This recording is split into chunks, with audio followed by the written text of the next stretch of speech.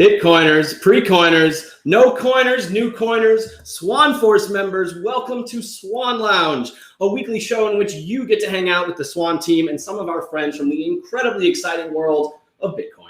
Now, before we dive in, as always, we are giving away Jan Pritzker's book, Inventing Bitcoin for free, in an effort to spread Bitcoin knowledge. You can go to swanbitcoin.com/free book to claim your copy. We have it in 3 different ebook formats and MP3, read by our friend Guy Swan, who you know from Bitcoin Audible. All we ask is that you pay it forward by sharing the book with at least 3 friends and family, preferably more. Inventing Bitcoin is the book that I send to literally everyone who is new to Bitcoin and looking to get started. It is short, easy to understand, and you come away understanding not only how Bitcoin works, but also why Bitcoin is so important. And to all the Swan Force members out there, remember to look in your referral dashboard where you will find a link that you can use to send the free book offer while still getting the referral credit. And if you're not signed up for Swan Force yet, I'm so disappointed in you. We have a great referral program that will let you get paid to do what you're already doing, recruiting new Bitcoiners. Go to swanbitcoin.com/enlist to get started. You will earn 25% of Swan's fees on their purchases for 3 years. Three. I never know how to do that. And your referral gets $10 of free Bitcoin when they open an account with Swan. I'd also like to welcome anyone who is new to the show and to Swan Bitcoin. And you might be asking yourself, well, what is Swan Bitcoin? I hear everyone talking about it.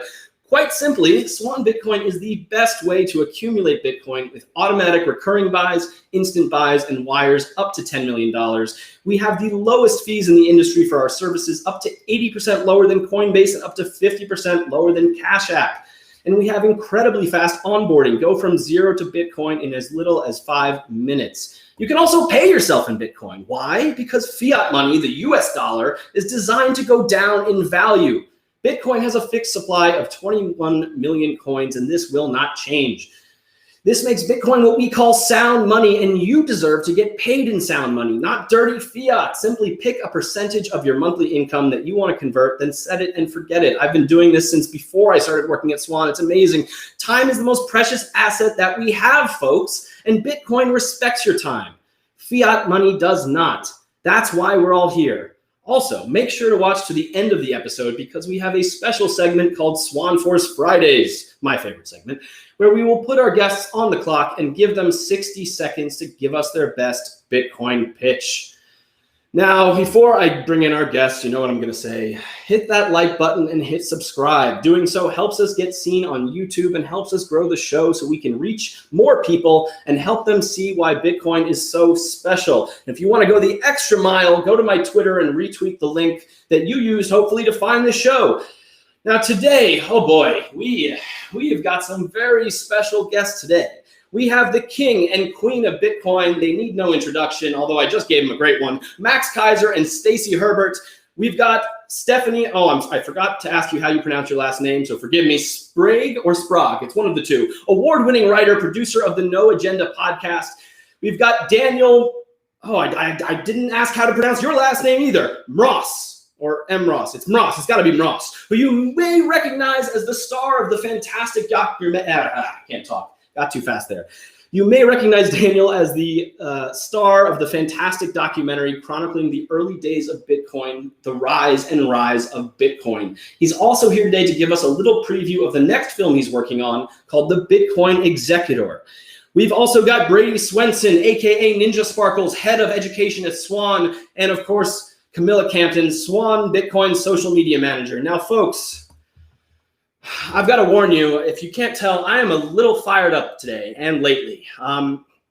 As you all know, Elon Musk has flip-flopped on Bitcoin, citing concerns over its environmental impact while completely failing to mention Bitcoin's humanitarian impact.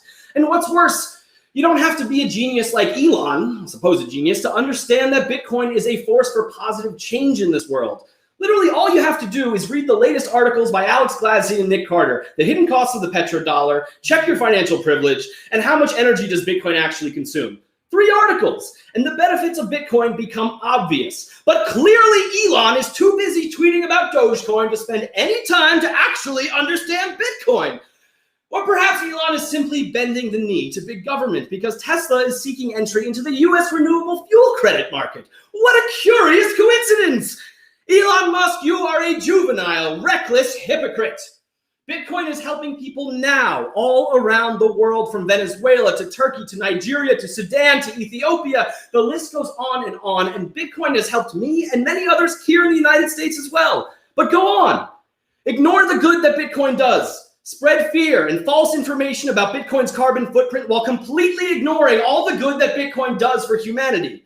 And don't get me started on the actual carbon footprint of Tesla and SpaceX. Sure, electric cars are great, and I support that effort. But how much of that power that's charging those cars comes from quote-unquote dirty electricity? Or what about all the environmentally destructive mining of toxic metals needed for batteries? Or what about the fossil fuels that are used to launch the SpaceX rockets into space? That's all fine. But Bitcoin, perhaps the greatest democratizing force for good the world has ever seen? No. Bitcoin needs to be held to a higher standard than everyone else. Why? Because it is a threat to petrodollar hegemony and the powers that be. You know, folks, I just paid my taxes, and it kills me that some of that money will go towards funding the endless cycle of war we currently find ourselves in that does absolutely nothing to benefit the world. But I digress. And you know what? We've got Max Keiser on the show today, so I think I will leave the rest of the ranting up to him. All right, I need to cool off a little bit, Brecky. All right. Okay, all right. You know what it is, folks? You know what this time is? Do you smell that? It's time for Swan Lounge. So I'm going to unmute my guests like I never remember how to do. I'm going to do that. My hand is shaking from that. Oh my God, I can't even unmute everybody. Welcome to Swan Lounge, folks. That was fun. That was caliente. That was fire. Thank you. Yeah, that's good. Straight that's good. fire. Fired up. Yes, sir. I was channeling you, Max. I was doing my best. I'm not Yeah, quite no, there. great. I was totally inspired. That sounds great. Every point you made was right on, spot on. The problem is you never overmodulated. You never hit the peak. You have to break stuff, you know, like You gotta get that. Yeah. No, it's great. All right, you're right. All right, first and foremost, man, I gotta work on talking today. Stephanie, did I say your last name correctly? You Which did way? You did the first time, Sprague. Sprague. Yeah. Okay, and Daniel, you got those two consonants there. Come on, that's just not fair. You had it right, Mross. Okay, So perfect. missing a vowel. All right, Stephanie, if you wouldn't mind, before we get going, you wrote an amazing article on the Swan blog, and I really loved the story there. And could you kind of give everyone just a little overview of who you are and maybe, you know, the short version of your Bitcoin story? Well, absolutely. And thank you for having me. And Max and Stacy, I've been watching you for a while on RT, so I'm an admirer of your work. So I've been a journalist for 30 years, which is shocking. And I started with Reuters in Chicago and really did all the mainstream organizations you can think of, and mostly covering the global financial markets. And one after another, covering scandals, blow-ups, government involvement in these blow-ups and crises, you just get to a point where you've seen enough and had enough. And I think 2020 was my year of, I've just seen it all. And a lot of the lies what I love about the Bitcoin community, what I love so far anyway, is that you're very open-minded. You see through a lot of the mainstream media already, and it's not having to explain everything. But I have to say, all the lies that we see with the monetary policy and the system and the fiat money system, you could almost transfer to every mainstream story we're seeing now in the world. And I guess that's sort of what I want to stress. This is not just isolated to economics and monetary policy. It's so many stories, and including COVID and the election. And, there was a point last year where it all just came to a head, and you think, this isn't going to get any better. And you're just kind of standing on one lie after another lie, and you find yourself on the roof going, okay, this might fall down. And it's time. It's time to sort of make the move. So I did. It's time for Bitcoin. I love that. Oof. It's Daniel. in a nutshell. That's it in a nutshell. So, no worries. Well, I'm glad that you've made your way into Bitcoin, despite the circumstances that have gotten you here. I think we're all going to be better off. Daniel, you've not to age you, but you've been in the Bitcoin space. You might have been here longer than Max. Give everyone a quick overview of who you are for some of the new folks who don't know you. Yeah, hello. I've been around for a while. I first heard about Bitcoin in 2011. A friend told me about it, and like a lot of other Bitcoiners, I ignored him. And a month or two later, he was like, "Hey, you really should pay attention to this thing," and got into it then. But certainly the world is very weird. It's weird having been in Bitcoin 10 years and see the arc of everything changing over time. I've always been kind of wrong about my predictions on Bitcoin, but thankfully they've always been wrong in that I always thought things were going to take a lot longer to happen before they did. And certainly 2021, 10 years having gone by since I got into it, seeing global adoption and COVID accelerating everything, it's weird. It's just really, really weird. That's kind of my takeaway from it for sure. I didn't think that things would accelerate at this pace, but at the same time, I'm like extremely thankful that we have Bitcoin, because today it's kind of like an anchor in my life and a lot of lives around me, and especially with things seeming so uncertain in the world, it definitely seems like something that is certain, and I think that's very, very helpful for a lot of people. Yeah, it's a mixed bag. It's a mixed bag of hope and kind of depression, but we have Bitcoin, and the hope overshadows everything else. So it's a good thing. And that's why we're here. We're educating. We're trying to spread the good word. And Brady, I'm calling you out right now. I know you're working on something important maybe, but I want you to tell everyone about this crusade that you're on Twitter, and I'm there right with you, about making Sats the standard. How has that been going? And then after that, let's go to Max and Stacy and kind of hear their thoughts on the week, because it's been it's been an interesting week, to say the least. We're not done with Elon though, are we? Oh, no. Oh, don't get me started. We haven't even started. Yeah. Oh. Wait, hold on. There we go. No, we're not done with Elon. All right. Yeah. Oh, so over the weekend, maybe it was I don't know. I don't remember, but I think over the weekend, early this week, we were talking about unit bias, because mainly because of Dogecoin, because that has been all the talk because of Mr. Musk, and it's time to end unit bias. Bitcoin is big enough now. It's expensive enough now that it doesn't make sense to keep talking in big Bitcoin terms. You got unit bias. People go to the exchanges and they see Dogecoin costs 50, 60, 70 cents or whatever, but people don't understand that a Satoshi costs 0.0058 of a penny. 0.0058 a penny. It's you can get, what is it on the block clock? It's like back up to 1900 sats per dollar. All right, so it makes it a lot easier for people to get behind or understand the idea. Because look, I want to get a million Satoshis. That sounds a lot better than 0.0001 Bitcoin, right? So it's a real thing, and it still happens on exchanges, especially the shitcoin casinos, not on Swan, because we only sell one coin. That is the coin, the only one that matters, the one to rule them all. But we need to go to Sats first. We need to make Sats the standard. We need to become a leader in the space and carry that banner of making Sats the standard. So I'm carrying the banner inside the company, and we're having those discussions, and hopefully we can make it happen, and we make Sats by default. And you can switch over to the BTC terms if you'd like, but I'd like to see Sats first in the dashboard, and then instead of the way it is now where you can switch to Sats, but it defaults to BTC. I think combating this unit bias is important. I think when we move toward a unit of accounts in the coming decade or so, then it'll be important to have use Satoshis, because you're not going to buy a burger for 0.00001 Bitcoin. You're going to buy it for 100 Satoshis or whatever it's going to be. Boom. And what's nice to see, and we're not there yet, but we saw TradingView put Sats up there. We saw, I think CoinMarketCap did the same. So we're making progress. Coinbase, if you're watching, come on, you can do this. Come on, Kraken. Come on, one more thing. These the subunits, I don't know what people are calling it, but it's like what is it? What is Max probably remembers? What is the subunit they're talking about where it's like 3 decimal places away? Bits. So there's like 100 Satoshis in 1 bit. Is that right? That's not going to fly. That's not going to fly. We don't need that. We have Sats. and we have BTC. That's all we need. We don't need any of this confusion. Brady, it's gonna what Adam Back wants.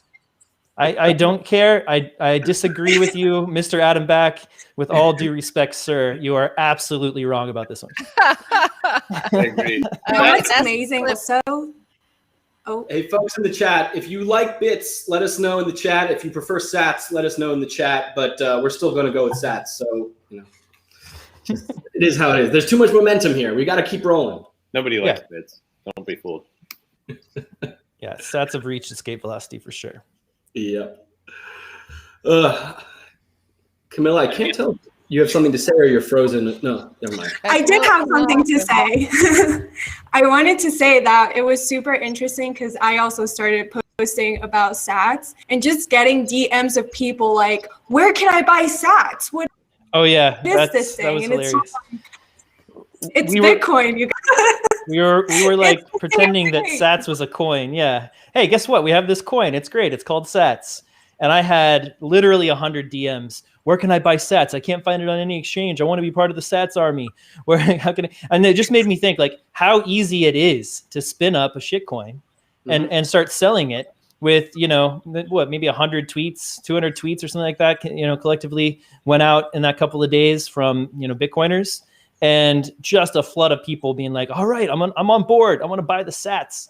It's so easy. It's so easy to do. I remember Max first mentioning the unit bias when Bitcoin hit $100, and then people were buying like stuff at 50 cents instead, like the Litecoin stuff. And Yep. The unit bias is real. It's a real problem. And it's true on Wall Street because people tend to gravitate toward penny stocks or super cheap stocks. And I remember when I was starting on Wall Street, Berkshire Hathaway stock was $2,000 a share, and I couldn't get anyone to buy it because they said it was too expensive. And now it's close to $400,000 a share. So it's just psychologically, it's something tough to fight. But I agree. I mean, if it could be sats and get that kind of out there, it probably would help. it's like a stock split. Well, Yeah. it's the problem is, there's no central authority in the Bitcoin world, right? I mean, they've tried to create the Bitcoin Foundation. They try to create Bitcoin steering committees, that it never works. It never happens. It's a totally decentralized, and it just keeps getting more decentralized. So any initiative that tries to impose some kind of standard, it just never works in Bitcoin because of the nature of Bitcoin. So that's the problem that we're up against. But it kind of feels like there's so many of these fold card like situations where you're getting sats back. I mean, nobody gets a Bitcoin back, right? Well, I guess they do have some reward points that are Bitcoin, but it seems like that's a way to get people to start thinking in sats. Yeah, I mean, I think so. Max was kind of hitting the nail on the head there. That there is no, any attempt to do this in a centralized way won't work. And I don't think we should even attempt it. But getting the groundswell of support from everyone, getting every app to do it, getting every person to start thinking in sats, that's the way forward. And here's my one, not issue, but how do we get the Coinbases, the Krakens, the companies that are incentivized by the trading of altcoins to switch over to sats? Because I don't think it's in their best business interest to do so. We need to get that, we need to get all of their customers to demand it, and that might take some effort. It's hard when you don't know whether they're aligned against Bitcoin or not. Coinbase, it's hard to tell. And the rumors are that they're adding Doge in the next couple of weeks. So, Yep. and then, Glassnode and some of those other sites say they don't have too much Bitcoin. So I don't know where their incentive lies, but that's kind of. I mean, it's absolutely 100% clear to me where their incentive lies. They want to make money on trading all of these scammy coins. That's obviously the choice they made a long time ago, and they're continuing to pursue that. I love the fact that we have a pushback. What's that? The S1 said, I think 97% of their revenue was trading fees, right? So yeah, that's what they do. Can't hold it against them that much in that regard, but at the same time, it should provide some clarity on where their incentives lie. Let's talk incentives. Let's talk about Elon's incentives. Elon's incentives to bend the knee to big government. And, you know, Max and Stacy, I think this is a topic near and dear to your heart. I'd love if you could give everyone your thoughts on this wild and crazy week that is still not over. So God knows what's going to happen by the end of the day. But so definitely you should tune in on Sunday morning to Orange Pill Podcast, because we've done a special on this. And basically a lot of it comes down to the fact that, yes, he does have Bitcoin on his balance sheet in the treasury of Tesla, but Tesla's their income stream is very important to Wall Street.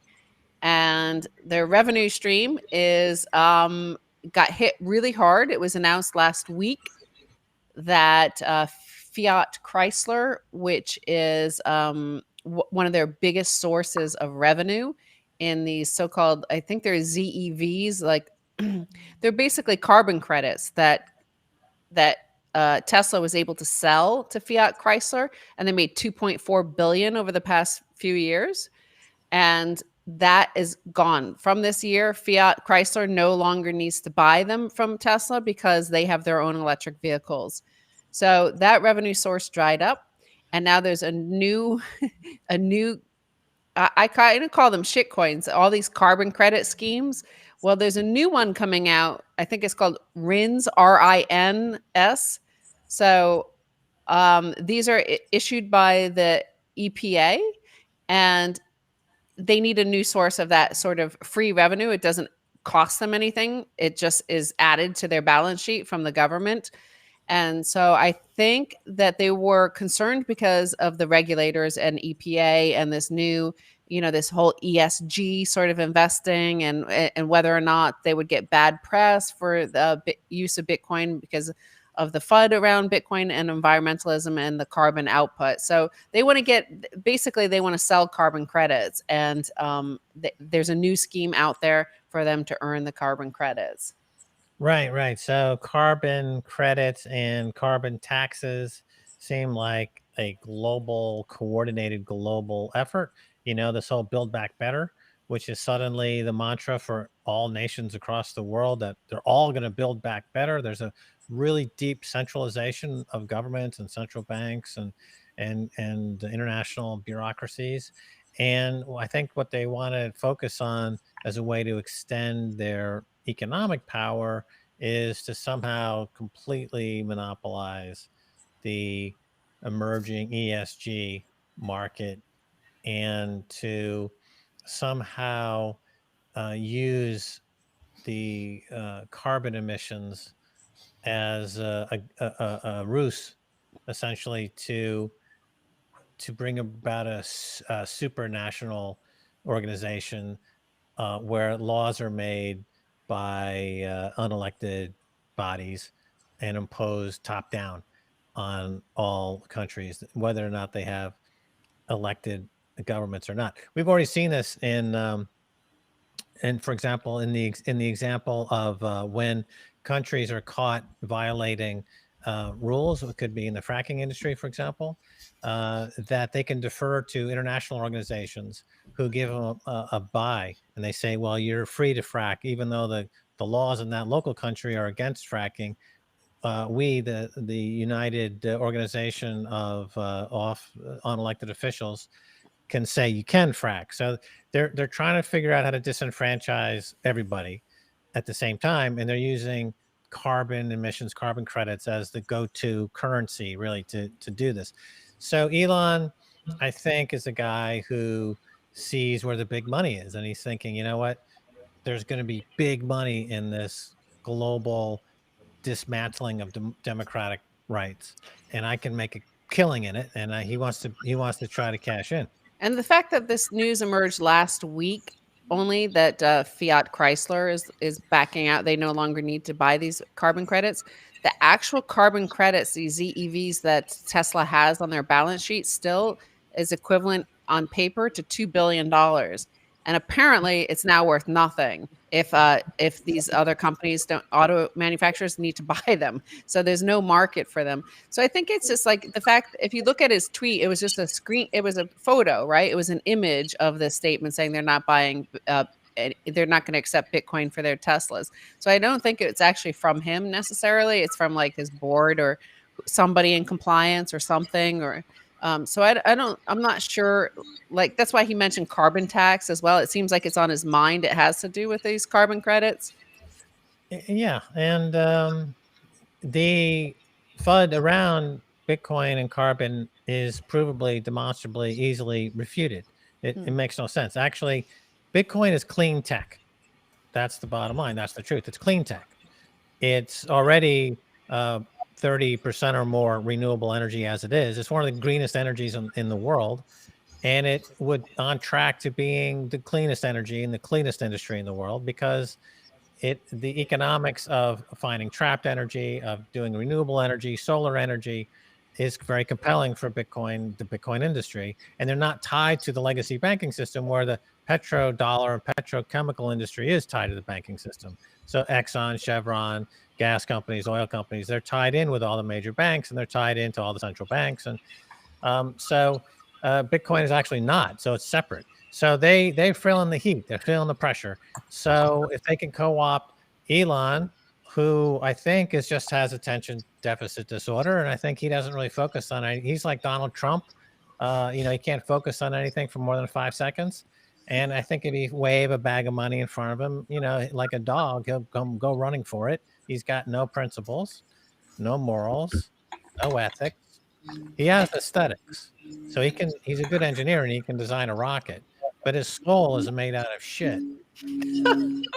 It's, I think I'm more disappointed in myself than anyone else right now, because I think I fell for his, like, I want to save the world BS and all of this, these, I don't know, all this futurist nonsense, when in reality, that's not the case. And, I think I naively thought that when he voiced support for Bitcoin, that he actually got it, that he saw Bitcoin, understood Bitcoin as this positive force, and I was wrong. So I think I don't know. I have a different take. I don't necessarily think that he is like anti-Bitcoin at this point. That tweet definitely was not anti-Bitcoin.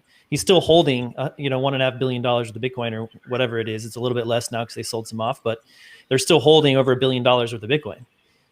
It's probably worth a lot more now. It was $1 billion 6 weeks ago. So yeah, no, I guess probably about the same, because we've been going sideways for like 3 months now. But I don't think he's anti-Bitcoin. I think he's still very much pro-Bitcoin. I think that this could possibly, kind of reading between the lines, be a play that, okay, like Max said, right? He's all over the place, right? That's why he runs like 6 companies, right? He's interested in everything. So he's probably really interested in Bitcoin mining right now. It's fascinating to him. I think he totally understands proof of work and the need for it, right? And it's said in the statement that they're not going to accept payment for cars until Bitcoin relies less on fossil fuel energies. Well, what does he do, right? Like, he's all about solar power. So what if he builds a gigamine, right? And brings it online and starts mining Bitcoin and, makes a bunch of, Bitcoin that way, right? And then, gets to be a savior and play the whole thing up again, right? Because he loves that hero image that he cultivates, and he has good reasons for that. He does some pretty amazing shit. Let's be real about it, right? He's done some pretty amazing shit. Like we can't put that aside. So yeah, I see that as the play down the line. I don't think he's anti-Bitcoin at all. And the Dogecoin thing is annoying, but he's a troll. He's a troll. Like, that's what he does. I think he's a classic, well-practiced internet troll, and this is fun for him. That's what I think he's doing with the deal. People were talking about Tesla sold 100 million in Bitcoin to test whether the liquidity actually exists in the network. Maybe this is just Elon trolling to see if the FUDidity can be resisted by the Bitcoin network as well. Like, Bitcoin is more important than billionaires, in my opinion. And maybe, some billionaires fighting Bitcoin are a good test to see how resilient it is to some of those social attacks. Right. Well, the other point, though, is that the timing is really crucial. In terms of Bitcoin replacing the central bank's system and the fiat money system. And we know that Bitcoin disincentivizes war, makes it too expensive. It disincentivizes violence because it's unconfiscatable. So people are going to have to come up with something of value to exchange to get Bitcoin. You just can't go around shooting people in the head for it. And played out over the world right now. I mean, the world is in a very violent place. There's wars breaking out everywhere.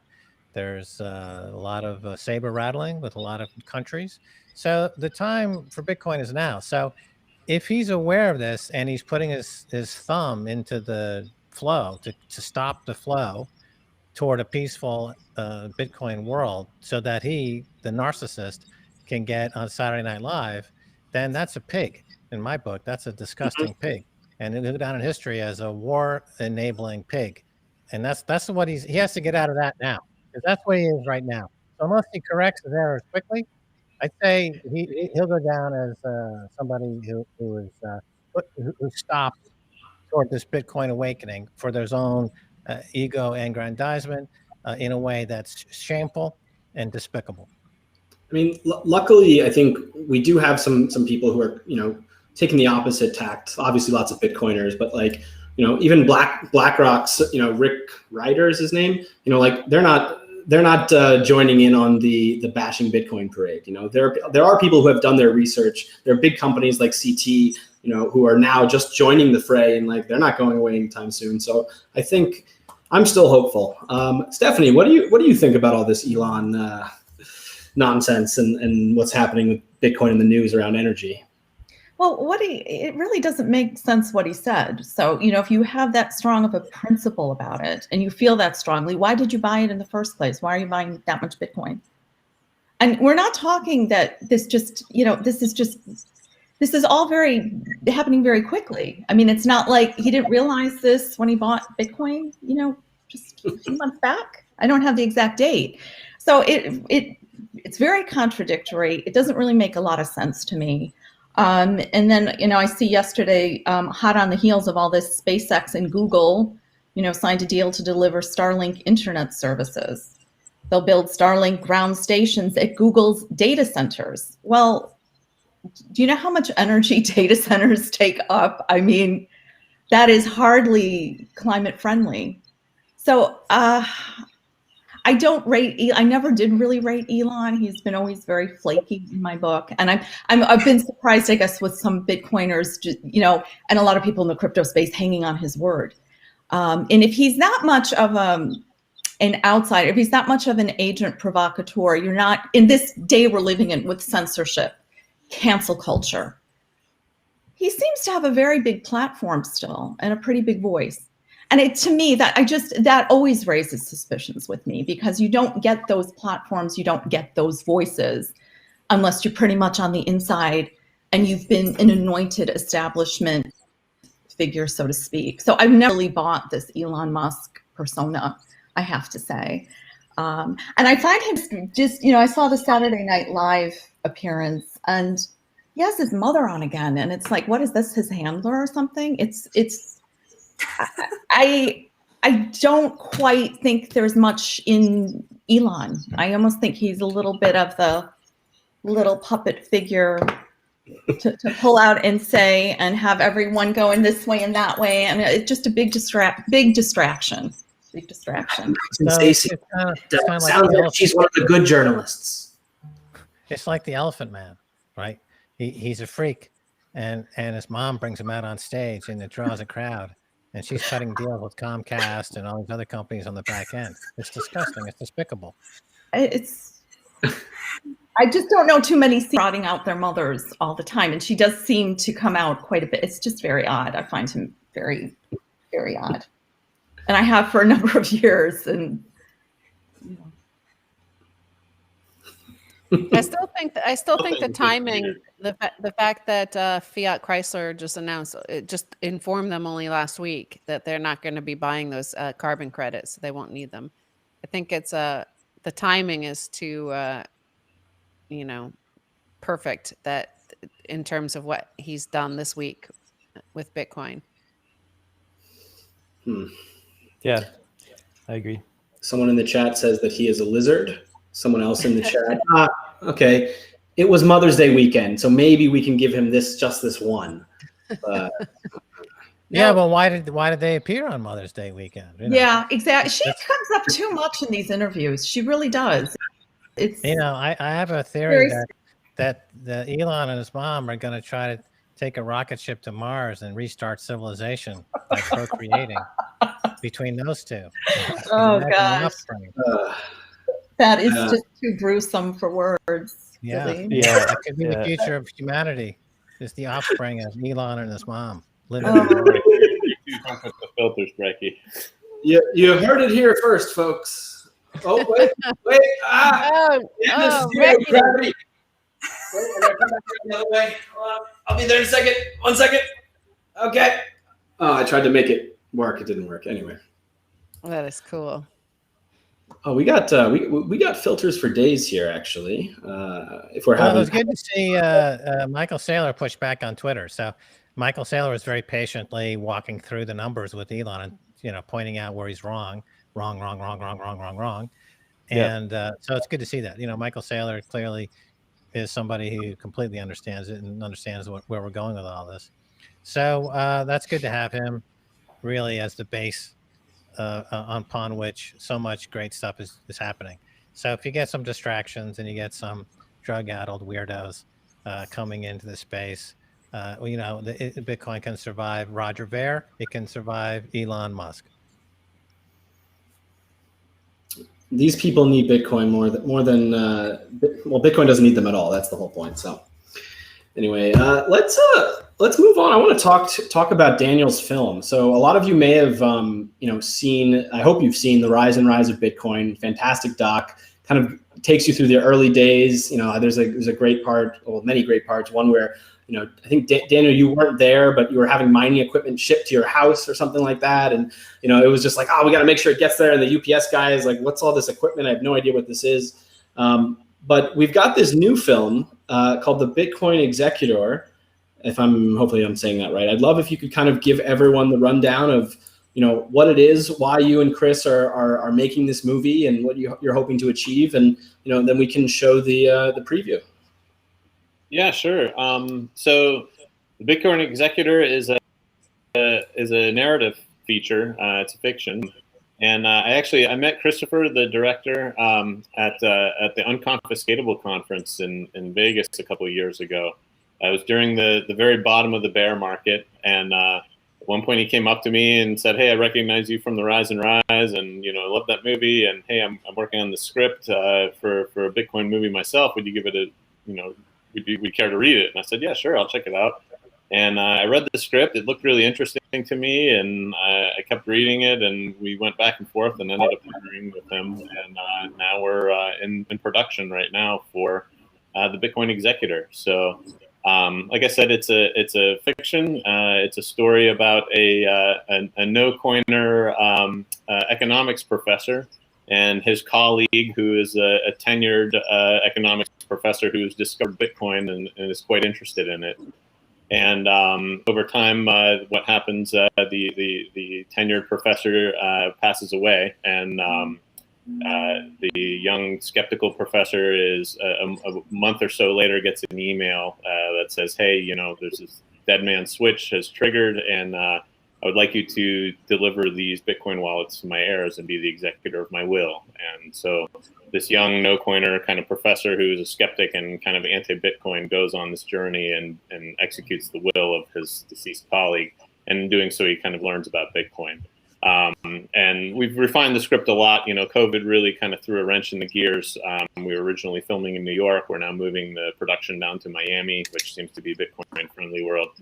And it's been quite an adventure, quite a fun thing to work on in the past 2 years. And now that we're finally in production, we're excited to make further progress on it, and obviously be telling people about it with you guys and everyone else.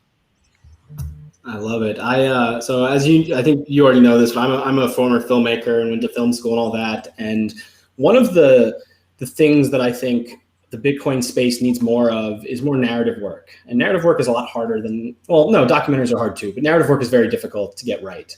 But when it's done well and when it's done right, it's incredibly powerful. I always think about Tarantino and when he wanted to make Django Unchained.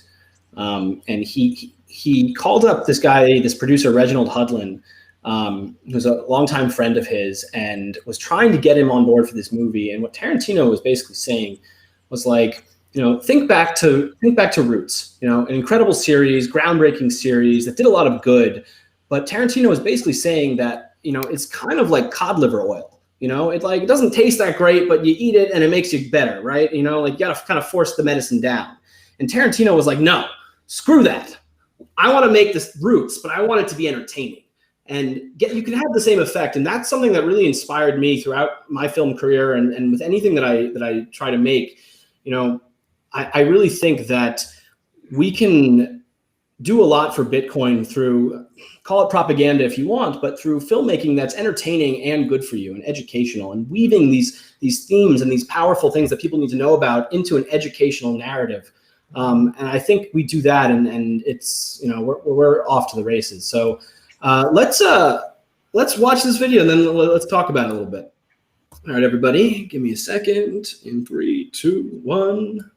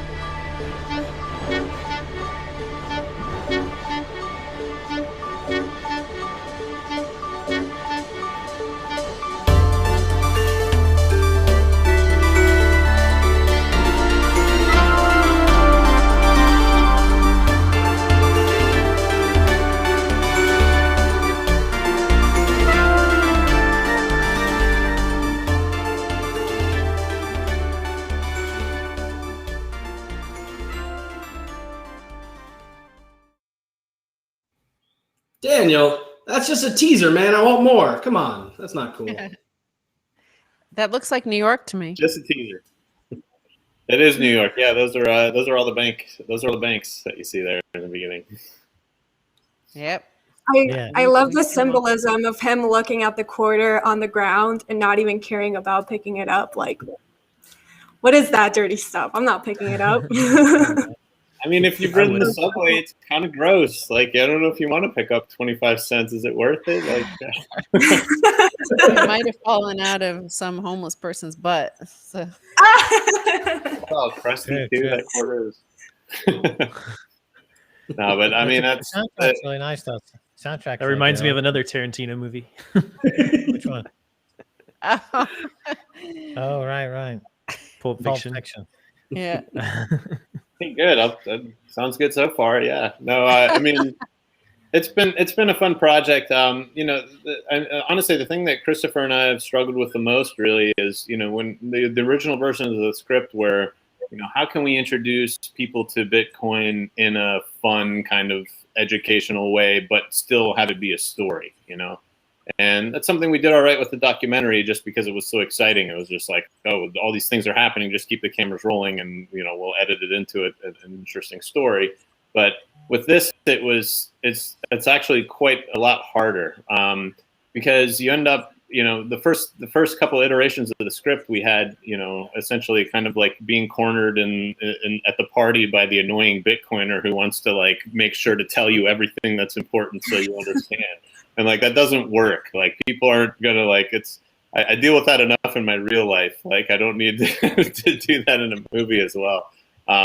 And so we went through quite a few different script revisions and kind of really now have honed in on something that where the focus is really the story, but the elements of understanding Bitcoin and understanding kind of really just focusing more on the core principles of Bitcoin, of the things that are important and the things that can stand the test of time too. It's, you have some kind of meme that's popular in Bitcoin to promote it for a certain period of time. And then something happens and it changes and that meme no longer is popular. I mean, even Elon Musk as an example, a few weeks ago, he was, a saint in Bitcoin land, and then now he's kind of a pariah. So finding, honing in on the kind of memes and the themes that stand the test of time, that are the kind of the core principles of Bitcoin, the core kind of things that don't change over time, and weaving that into a story that's really interesting for people to watch as well. That's a fun story. That's not going to be like a giant mental load for you to try to figure things out and be, talked at, as opposed to watching this story, seeing some characters develop and go through this journey and go through this growth that mimics so much of the same kind of journey and growth that many other Bitcoiners have experienced in real life. And once we kind of refocused on that, it became much easier, and we have, we revised the script significantly, and now we're like super excited. We have some cameos from Bitcoiners, and like I said, the production's moving to Miami, so that's going to be a lot more fun too. So it's nice. It's definitely moved from being more risky. Is this going to happen? And now we're like, yes, we're full on. This is happening, and we've got the momentum, and everything's coming together. So we're super excited about it. Well, I've got to give it to you guys, because I remember meeting Chris at, I think it was Crypto Invest Summit in 2018. So over 3 years ago. And he and I were probably, I think I was just starting to become a Bitcoiner then. And he and I chatted. I had just come out of film school recently. And I think we were some of the only people there who cared about Bitcoin. And it was like the beginnings of the bear market, and everyone was in denial about that. And I remember meeting Chris, and I was like, this sounds like an awesome project, but I'm like, oh, man, good luck getting this funded. Good luck getting this made. And I kind of just like walked away. I was like, yeah, happy to read the script and help. But in my mind, I was like, he's got an uphill battle, and I know he knows it. And I'm really glad that you guys are at the top of this hill. And now it's production's not easy, but it's a lot easier than getting it funded and getting it set up. So I'm really glad to see where you're at, and really excited to see the finished product. Someone was asking in the chat, when's the release date, or what? Do you have a shoot schedule? Well, give us a timeline. Yeah, like I said, it's all coming together. Moving out of New York for production has been a pretty big deal. We had actually written, and before that, COVID hitting was a pretty big deal. We had our whole script all finalized. When COVID hit, everything kind of changed. I mean, New York pretty much shut down, and even our schedule got completely thrown off by that. We actually wrote COVID into the script afterwards, because we thought, hey, let's adapt. We'll make it work here, still in New York. And now we've actually kind of rewritten it back out of the script, at least to some extent. So that said, we have a good 10 to 15 minutes of actual final footage that's going to be in the final film, completely done and recorded and filmed and baked and set. So we've been doing every possible other thing we can do, trying to work around all the scheduling hiccups that we've had because of COVID and moving production. But as of right now, we're like full steam ahead. Like it's once we committed to moving to Florida, and we see the light at the end of the tunnel. Funding has been good now, so everything's we're in full production mode right now. I'd like to say we have the film out in a year and a half. Would be awesome. That's always that's my ideal. So that's the shortest time span I'm hoping for. If you'll take my unasked for advice, there's a big Bitcoin conference coming up, and the production value is going to be great. So maybe the character goes to a Bitcoin conference. Just saying. We'll definitely be there. Which leads me to my next point. For the folks at home, if you're joining us at the conference, let us know. We've got a Telegram group for that. DM me, or Camilla or Brady will get you in there. We're going to be having a big geodesic dome. We're going to be doing media out there. Hope we'll get Max and Stacy in there recording a show. Daniel and Chris will be there, and we're hopefully going to be showing even more footage and doing kind of a Q&A, so that'll be a lot of fun. We're in full conference prep mode right now. We've got a lot of fun things planned, so I just wanted to get you all excited about that. All right, we're coming up towards the end of the show. It's been a week. I wanted to kind of open the stage up let anyone who has something they want to say, they want to air some grievances about the Bitcoin space, or they got something on their mind and they just got to say it. Camilla, you want to tell everyone how you broke your arm with those diamond hands of yours? Or what's going on here? No, my wrist is fine. I just kind of sprained it. But yes, smashing the buy button does it to you also. Yeah, you have to be animated when you do it, or else Have to. it's not real. Otherwise, you don't look hot. Like you gotta caliente. You gotta do it with wow. Yeah, that's why I wear these. I always put my leopard skin trousers on every time I smash by too. That's amazing. I just want to say, going back to the Elon thing, just for a little bit, not focusing on Elon though, just a message for the people that sold because of his statement. I thought it was very silly because he himself said that he wasn't selling any of his Bitcoin. So why would you be selling your own Bitcoin? So it just goes back to the whole don't trust, verify. Don't trust these people because they have big titles. Do your own research. If you think energy FUD is a thing, do your own research to see if it's real or not, and then make your decisions based on that, not just because you're an emotional, weak-handed person. That's it. We're Bitcoiners, folks. Put on those tinfoil hats, all right? Don't believe everything they tell you. Oh, gosh. Stephanie, have you hung out with some crazy Bitcoiners like us before? I never have. No, I haven't. What do you think? I haven't. I hung out with one Bitcoiner once. It was just one person, so it was a little. Max and Stacy are tame right now, just so you know. They seem tame. I was reading the comments, and they're saying like Max is way too calm. Like they're waiting for you to erupt. I was expecting fireworks from Max. Yeah, I'm going to blow everything up with these grenades. Well, we just recorded an episode of Orange Pill Podcast, and Max went a little bit berserk towards the end, and so I think maybe he's just worn out. Yeah, he's calmed down now. He's released the worst. No, I just feel like it's a more of a group. I don't want to. Yeah, I like to hear stuff too. This is where I learn. I come to Swan Lounge and I learn things. We're lounging. We're man lounge. Man. Swan and chill. Any underwear? I'm going bareback, and that's the way I like to do it. Let everything free and loose. I have a theory also. You're having your period? You're having your period. Jesus. No, I said I have a theory. Congratulations. A theory. I have a theory. People who buy Ethereum have periods. Doesn't matter what. No, not Ethereum. Only that Bitcoin. Confirms a lot for me. I mean, I had suspected as much, but if that's a fact and you're reporting on it, then I guess we have to accept it as gospel. I have a theory that the reason why Max is more tame these days is because for the longest time, at least to the outside world, not to us, we've always understood and believed Max and been there right there with him. But to the outside world, Max has been that guy on the street corner going, "The end is near! The end is near!" And he had to be that loud and crazy guy. But now that he's been proven right, there's no need.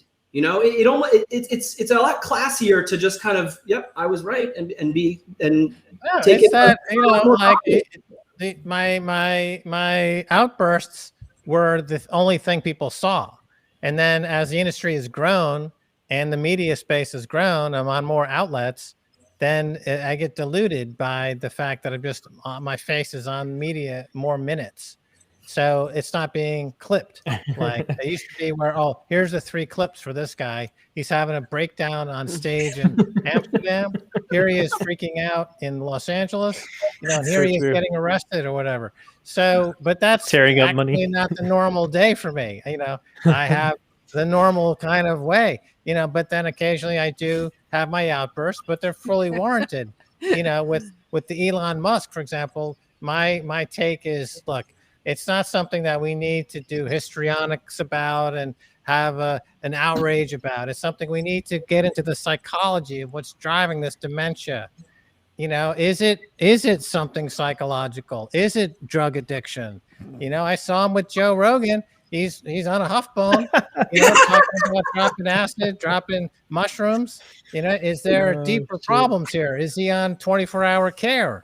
What is the relationship with his mom? Is it like Psycho, where these two have a very unsavory relationship? Is that going to end up in some dramatic stabbing of some type? You know, we need to ask these questions. So that's my take on it, because, you know, we should pray for the man. His soul is on fire. His soul is being corrupted. His soul is being seduced by the devil. And as such, we have to accept the fact that we need to intervene. We need to bring brother Elon back from the edge of the abyss. You know, dope. Dope is spelled D-O-G-E. Dope. He needs to get off the dope and come back to the living. For example. Thank you, Max. Also, everyone, wherever I go, it's always a complaint from the sound engineer, like, "Oh, you're screaming. You know, the sound's all messed up. You're screaming." So I'm like, "Okay, well, fuck you then. I won't be screaming, and your ratings are gonna crash." How do you feel about that now? No one's watching you because you couldn't flip the knob down a little bit to accommodate my voice level. So now you got nobody watching. It's a trade-off, just like Bitcoin's a trade-off. Do you want sound money, or do you want fiat, war, violence, and some freaking white-haired shiksa?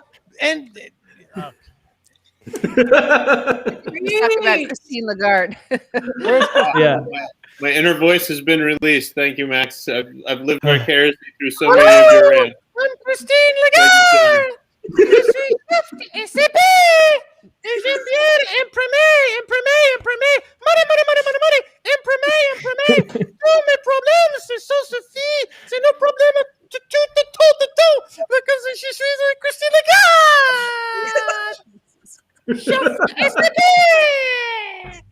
Right? You never, Christine Lagarde and Elon's mom, you never see them in the same room.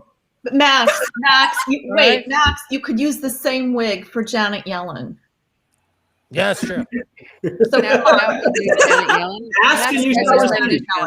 Janet I love Yellen. how Stephanie is instigating this now. She's like, you know, Hello, I'm Janet Yellen. I used to be a roller derby queen back in the 70s.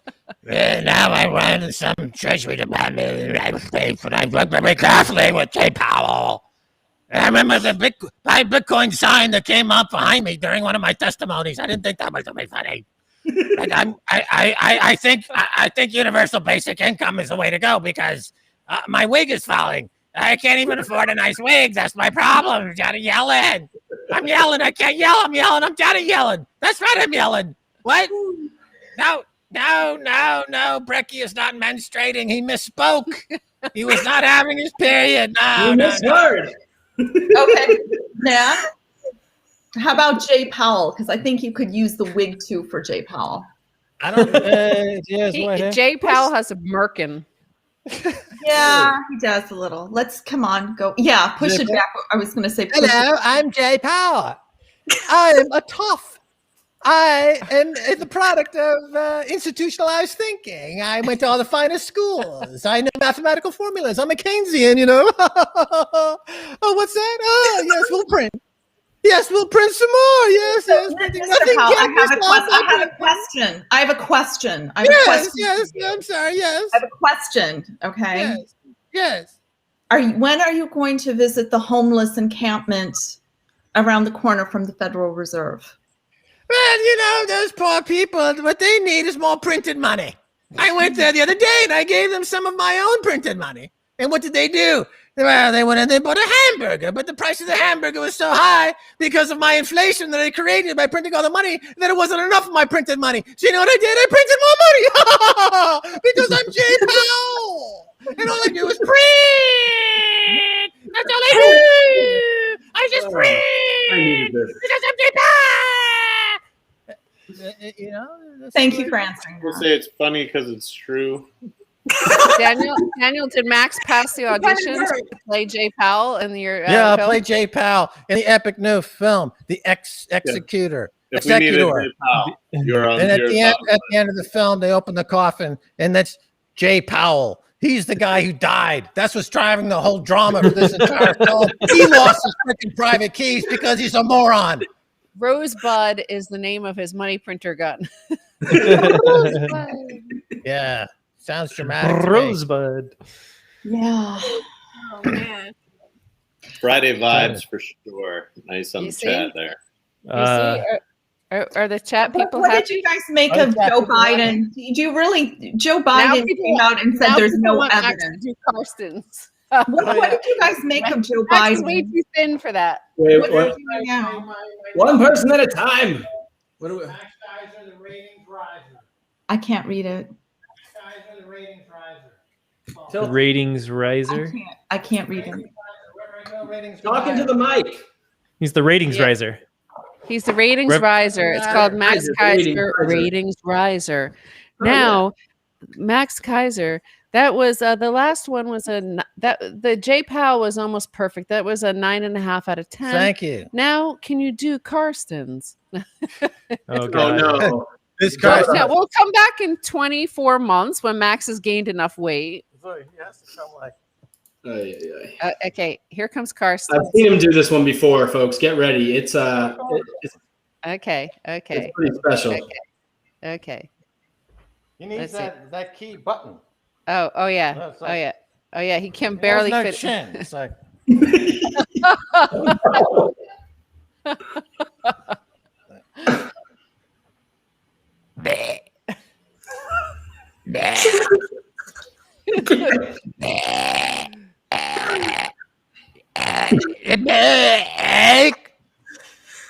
Internationals.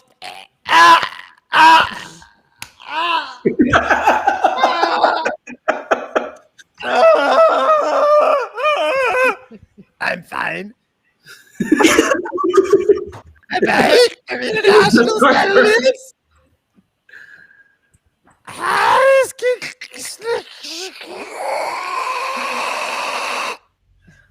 Bitcoin. Increase consumption. Bitcoin.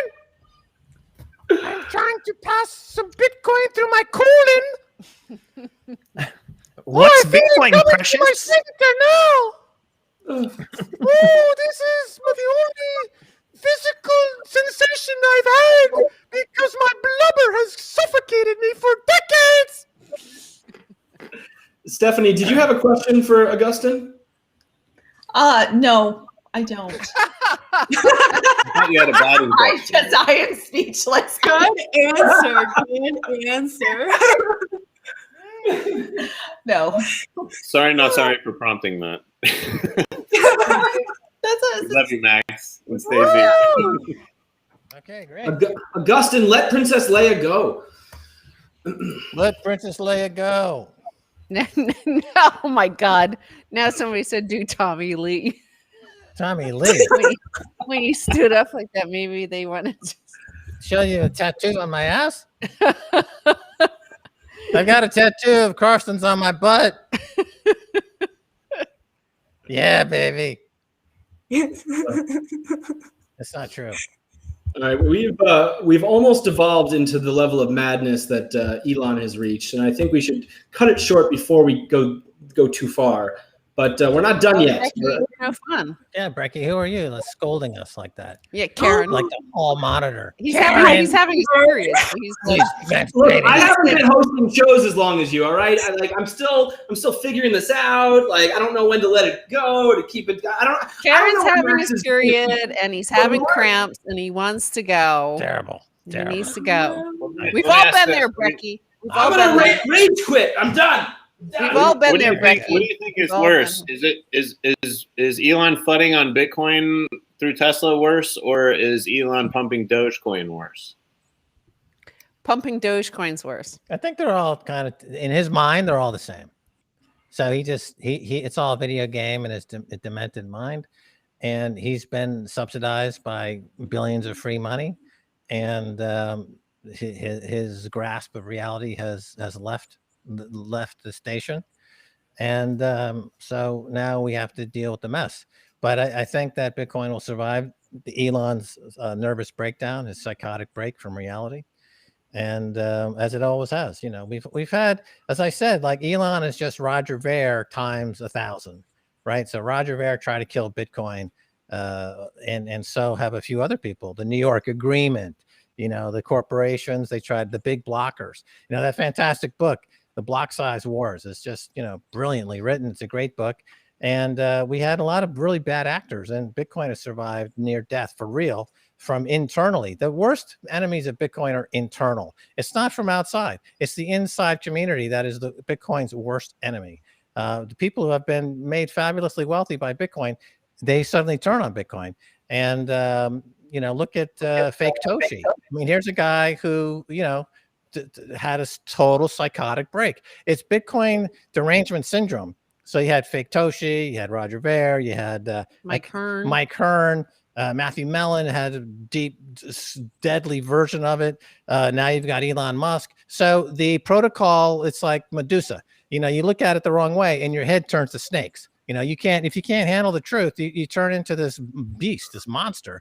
But Bitcoin has dealt with it all before, and it'll deal with it again, just as the numbers get bigger. So now this is $1 billion bozo. A multi-billion-dollar bozo. Soon it'll be a multi-hundred billion and $1 trillion bozos will come out of the woodwork. The state actors, whether it's Karstens or Jay Powell or whomever, they'll try to attack Bitcoin, and they'll come up with some FUD, like it's the energy FUD, it's the mining FUD, it's not this, it's not that. I'm sure pretty soon it'll be anti-Americanism will enter the fray. It'll enter that whole demented space of political theater, and but it'll survive at the end of the day because it's taking something that is universal, and that is human stupidity and greed, and converting it into altruism through the hashing algorithm. So that's the metamorphosis that's taking place. That's the witchcraft that we're witnessing. That's the shamanism on display. We are becoming a better species despite ourselves. Like, how did we deserve this? We don't even deserve Bitcoin. Look at how we fucked this planet up. Look how stupid we are. Look at the morons we elect as representatives. We don't deserve Bitcoin, but somehow the creator is a merciful creator and sent Bitcoin down to hack humanity to reintroduce a purpose to our species. And we'll survive and be the better for it. The millennials and the Gen Z will be the beneficiaries of this. The boomers will go out, in a sad state of debt and decrepitude. We all know that it was the aliens, Max. Don't play around, okay? Well, they were merciful aliens if that was the case. Well, I mean, the fact of the matter is that where did the protocol come from? Okay, you had the cypherpunks in the 90s who were looking at creating this type of phenomenon. I know I created a digital currency myself that I have a patent on. I don't know if I've mentioned that enough, but I'll mention it again. And, and at that time we had the SETI project, the Search for Extraterrestrial Intelligence, which is the idea of cobbling together a network of computers, which is a vast distributed computer networking program, one of the first, one of the biggest, and it searched the galaxy for radio waves to identify alien intelligence, unknown at the time, and I'm here to confirm for the first time, through the SETI project, slipped Satoshi. He came through the SETI project into the network world that we were creating in the 1990s, and it built and built and built and built, and suddenly the discovery of the protocol took place in 2008. We released in 2009, and now we're reaping the benefits of this. But it is effectively slipped into our consciousness through the SETI project. While we were looking for them, they found us. No, that's because the aliens were like, whoa, this distributed computing, they might find us. We better put Bitcoin over there, and they can use their distributed computing on that instead. Yeah, they're basically using us as batteries. So the Matrix is right. It all comes together. It all makes sense now. Yes. Yeah. Oh, that's cool. Look at all these tools that Brecky He has. knows all the tricks. Whoa. If only it didn't say look for hand afterwards. There you go. Yeah, right? Oh, you can see that too? I had no idea. I've been using that all the time. Totally ruins it. Yeah. Oh. SETI at home. I ran SETI at home on my machine in college. Yeah. Remember that? Oh, wow. I think that was one of the things that resonated as an early Bitcoin miner. I was like, well, I already have all these computers under my desk at work that are using their computing power. I might as well like do something that seems like there was also like a DNA decoding project and a protein folding project and all that stuff. Well, the cancer think. Well, I mean, I think PrimeCoin was actually searching for prime numbers using the same thing, but unfortunately, it's Cunningham chain. Yeah, I tried to mine on my laptop in 2011, and it blew up. But that's when the GPU mining came in. Stacy, how's To the Moon coming? Do you have any more episodes coming out in the works? Oh, everybody's been asking about that. It's such a great series. If I don't say so myself, I've got to brag every once in a while. They didn't nominate me for an Emmy, but I should have been. But the thing is, everybody's been asking about that, and I think we should do something. It was interesting because, I felt like we started to make that in 2019. We made it in 2019, the first 10 episodes, and the first 10 years of Bitcoin, and it dawned on me that there wasn't that much content at all until maybe late 2014, 2015, 2016 is when other content creators started to come in. So it was I figured we had to try to like immortalize and put some of that into a context for people who were starting to come to Bitcoin, all the newbies in 2017, 2018, like how do you explain what happened and how did we get here? So I'm glad people have really responded so well to it, because and it also helped me like to go back, because I'm always in a fugue state, like we're busy going from content to content, and then to have to sit back and watch all that stuff, especially Max, the stuff he was saying in 2011 about what Bitcoin would be like now. And it was so accurate and crazy when it was like only $1, and he was just like, when this gets to like $50,000, it's and ranting on about it, and you're like, how do you like? I kind of just went over my head back then. I was like, like it seems so fictional. You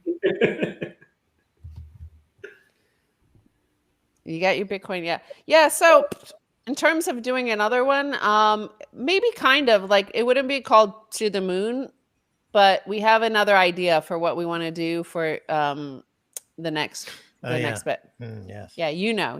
I know, yeah. And it wouldn't be like the same. It would be complementary to it. It wouldn't be like a studio setup like that we did. It would be more out in the road. Yeah. The first thing we did, we made these 10 documentary films for Al Jazeera starting in 2005. So we were shooting on the road, and we got very good at making these mini documentaries. And remember the first one, we prepped for it for 3 months or something. By the end, we were able to knock them out pretty quickly, because we had learned all the shortcuts and tricks to do in making that kind of documentary TV show.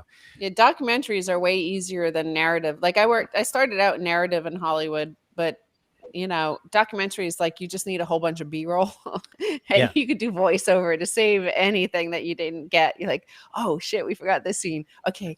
And so like cut to this image of a random thing, and you just like, talk over it.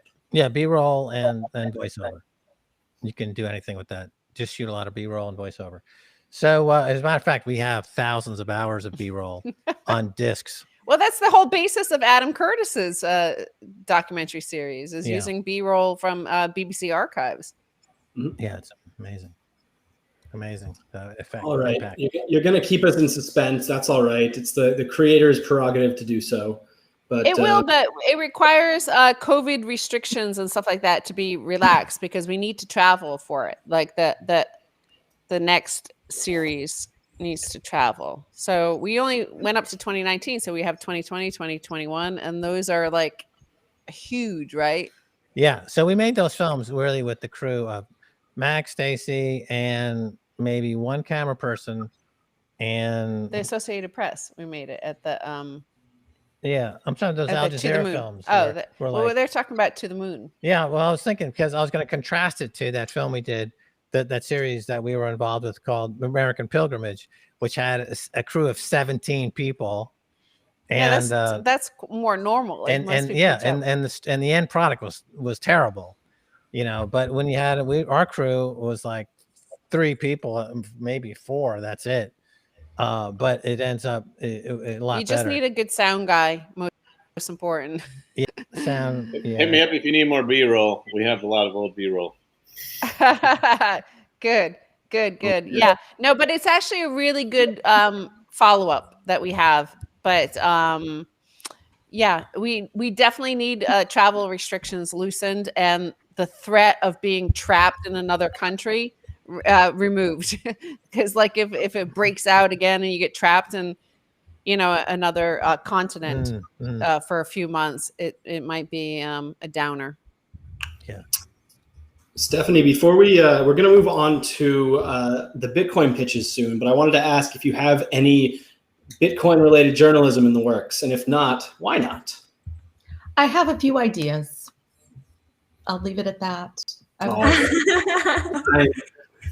right. not worrying about it, but I have a few ideas kind of, and I just want to put it a little bit in writing before I start blabbing about it, because it loses energy suddenly or something with me. So you got to let it percolate a little bit. No, but I do have some ideas.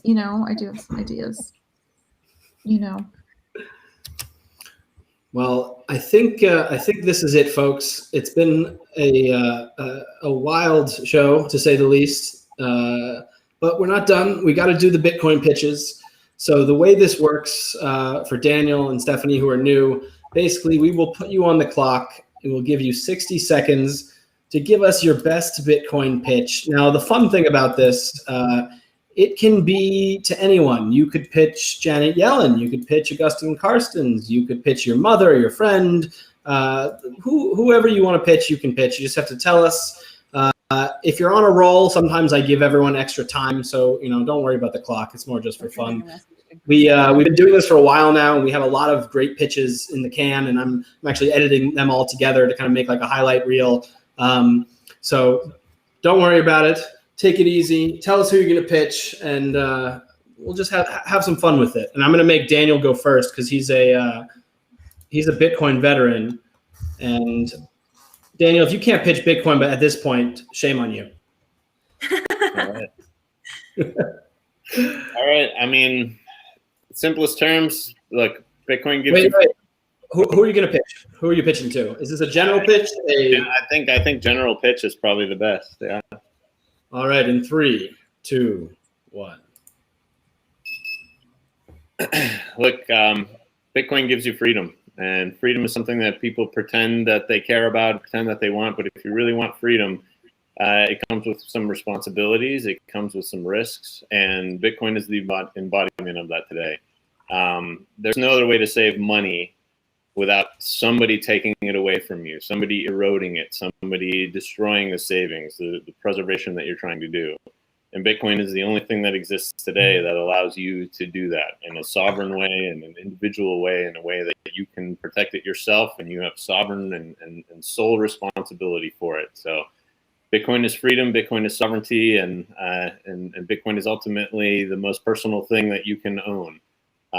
Without anybody having the ability to take it away from you or erode it. And with that, do with it what you will, depending on where you live. That freedom, that sovereignty can afford you a lot of different things.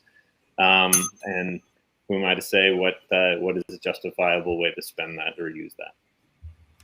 Ooh. See, you could have used maybe 1 or 2 extra seconds, Daniel, but that was fantastic. That's what you get from being in Bitcoin for 10 years now, and from making a movie about Bitcoin and now a second movie about Bitcoin. So my hat's off to you, sir. Now I'm going to take you off the pedestal, put myself up in the seat of power. Stephanie, are you ready? I'm like the worst salesperson you'll ever find, but okay. Well, what about this? There's got to be at least one person in your life who doesn't believe in Bitcoin. Pretend you're talking to that person and talk to them in terms that they can understand? You know, should this person, whoever it is, care about Bitcoin? All right, I can try it. Who are you pitching today? Okay, I'm going to pitch to my cousin Claudia, I'll pitch to my cousin Claudia. She's a boomer, and she's very nervous about all her money in the bank. And so she's constantly asking me, what should I do? What should I do? And I told her what I did, and she goes, oh, I can't possibly do Bitcoin. All right, cousin Claudia, this one is for you. Claudia, you ask me all the time, you say, what should I do with my $100,000 in the bank? And I say to you all the time, go to Bitcoin, diversify, try it. You don't have to buy it in all one go. You can buy it gradually. And that's the beauty of it. You can buy it as little as you want each week, slowly build up, get your confidence with it. There are plenty of services like Swan, which are custom made for people like us. And you get a handle with it. You'll get a feel for it. It's beautifully done, simple to use. It's very satisfying each week to see your stats build up. You buy it in little increments. You're not buying a whole Bitcoin at once. You buy it slowly, steadily, accumulate it. You see the rewards each week, and it's very, very satisfying. And you can buy it on the lows. You start to get very good at seeing it's low and hitting that button, buying it. It's super easy. You'll feel very safe doing it. And there's gradual ways to build up so you have it in your own wallet and where you're taking more control of it. But ultimately, this will give you more freedom. Instead of complaining to me all the time about Gavin Newsom and California, you have some control over your life. You have a little bit more control. You feel like you're a little bit more empowered. You're not relying on all these doofuses that you're complaining to me all the time about. You can take matters into your own hands, and that is very rewarding. Boom, with 3 seconds to spare. Oh, wow. Stephanie, you did great. You did fantastic. That was amazing. Yeah, you should send that to Claudia. It came from the heart. Well, she's concerned, she's older, she's an older woman, and I worry about her, and, that's just it. I mean, these are real, people are really worried out there. It's like, people are very concerned. It's definitely hard, especially with people you love and trying to get them to see the light, and there's so much pushback, There is, and I mean, it's just from everywhere, it's like, so anyway. It's one of those things that saddens me, so many people are looking for a solution to so many different problems, and I truly believe that Bitcoin is the solution to a lot of these problems, and it's staring them right in the face, and they just won't accept it. But that's why we got to keep pushing. So Brady, Camilla, Max, and Stacy, you're all veterans. You don't have to do a pitch if you don't want to, but if you'd like to, I've got one. I've got one I want to pitch. All right. This is to people who already are Bitcoiners, and it's specifically to Grajaj. All right. F you, Greg.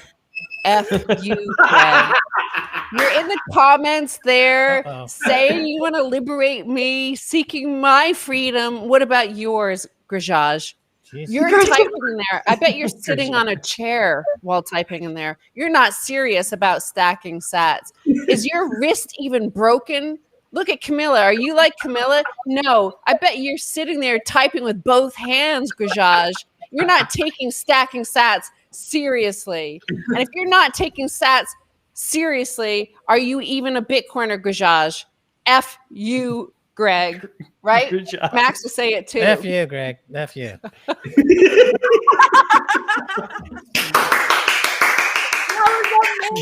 I got a pitch. Max has a pitch now too. Yeah, I have a pitch. This is going to go out to the Dalai Lama. Okay. You're not the first person. Timer ready? You ready? All right, in 3, 2, 1. Dolly. Dolly. Inside everyone is a light. Everyone seeks enlightenment. 13.8 billion years ago, the Big Bang and the cosmos was bathed in light. Prehistoric man just learned to harness fire, and his world was bathed in light. Thomas Edison brought us the light bulb, changed life on this planet forever, bathed in light. It said actually that when the sperm fertilizes the egg, there's a spark of light. Dalai Lama in 2009 on January 3rd, the world saw another enlightened moment, and the world has been bathed in a brilliant sheen of perfect value of exchange of consciousness. It's called Bitcoin. And with it, you can escape the darkness, Dalai Lama. You can escape doubt. You can escape war. You can escape violence. You can escape Tibet. Bitcoin is the way for universal consciousness. Thank you, and have a good trip. Whoa, Max. Whoa. Epic.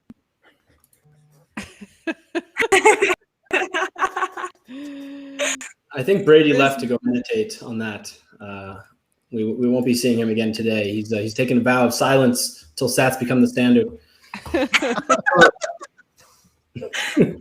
What we really need is Elon to take a vow of silence, but I don't know that will happen anytime soon. But man can dream. Man can dream. All right, folks. This has been one of the more memorable episodes of Swan Lounge, and I really appreciate you all joining. Go to the Bitcoin Executor. No, just bitcoinexecutor.com. Check out the film. Come see us at the Swan Dome. We'll have a preview there. There's a new orange pill coming out tomorrow. When is it? Sunday morning, 7 a.m. Eastern time.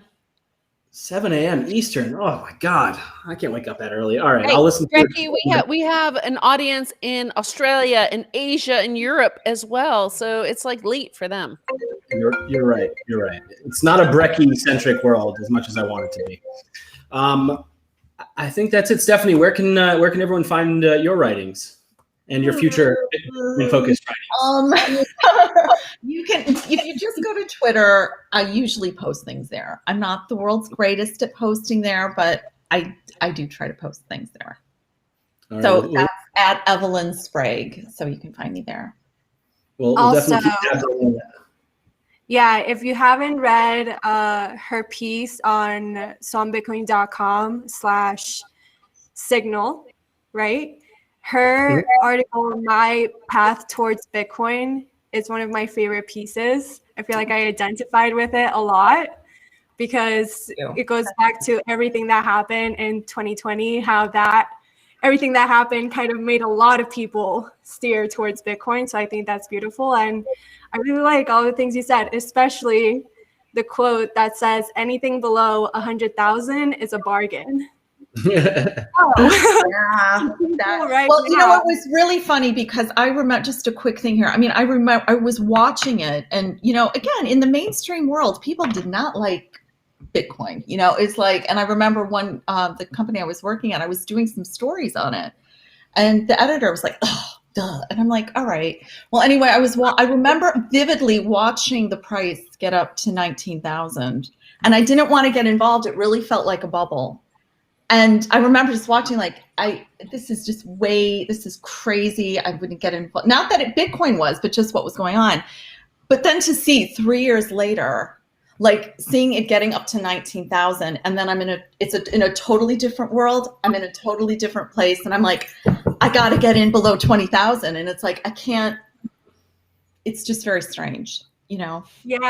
And so when he said that, he was like, stop, don't worry about that. Just get in, just do what you want, get in, so. Yeah, unpopular opinion, we're still very early, so people need to take advantage right now and stack as much as they can. We are. I'm gonna embarrass you a little bit and read the last paragraph of your piece, actually, because I love it, and I love the ending line. A few months back, ECB President Christine Lagarde, sorry, I had to do a little maxes in there, had an honest moment. Calling for global regulation of Bitcoin, she said, if there is an escape could be used. She didn't say why a lawful person might need such an escape and what we'll need to escape from. But with Bitcoin, I feel a little less powerless about whatever she has in mind. So with that, folks, thank you for joining us on this Swan Lounge. It was a lot of fun. We will see you again next week. We will see you at the Bitcoin conference. We will see you 7 in the morning on Sunday for Orange Pill Podcast. And go stack some sats. Sign up for Swan if you haven't. Sign up at swanbitcoin.com/enlist and get paid to recruit new Bitcoiners. And we'll see you next time. Thanks for joining. Thank you, everybody. Thank you, guys. Thanks, everyone. Bye. See you guys.